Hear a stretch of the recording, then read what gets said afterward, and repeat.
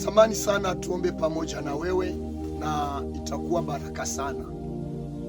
Unajua kuna vingine pasipo maombi ni vigumu kusema ufunguliwa la utobowe njia.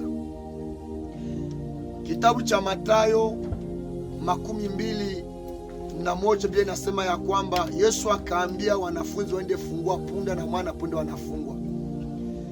Inawezekana wangelikuwa kana mtu wa kuwafungua wangefunguliwaka zamani, lakini ilibidi kwanja Yesu njua aseme. Na wewe inawezekana leo ndio siku yako na wewe kupata hii neema ya kufunguliwa. Haleluya. Na kufunguliwa ni jambo ya kutoshwa katika utumwa, ni jambo ya kutoshwa katika hali maisha fulani kupeleka katika maisha fulani. Hiyo ndo jambo inaosema kufunguliwa. Haleluya. Niko naomba neema ya Mungu ionekane juu yako.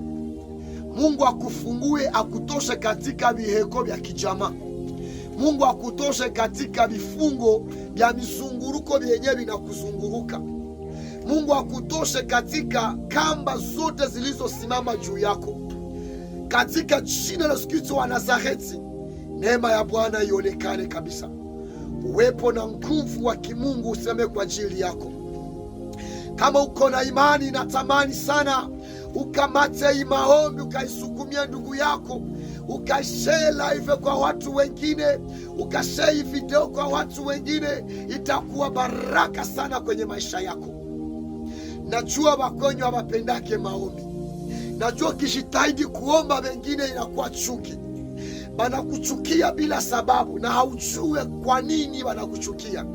Banakuchukia kwa sababu uko na chenye wengine hao habana. Njo banatamani wawindane na wewe, njo banatamani wapigane na wewe, lakini kwa neema ya leo hawatakuweza kwa jina la Yesu Kristo wa Nazareti. Shikamana na maombi, shikamana na neno, shikamana na parole, shikamana na maombi. Utaona yale Mungu atafanya. Mungu aweke mwangaza kwenye maisha yako, na Mungu aondoe giza, Mungu aondoe vihombo, aondoe blockage, aondoe mateso, aondoe maprobleme kwenye maisha yako. Pokea kwa Yesu wa Nazareti. Amen.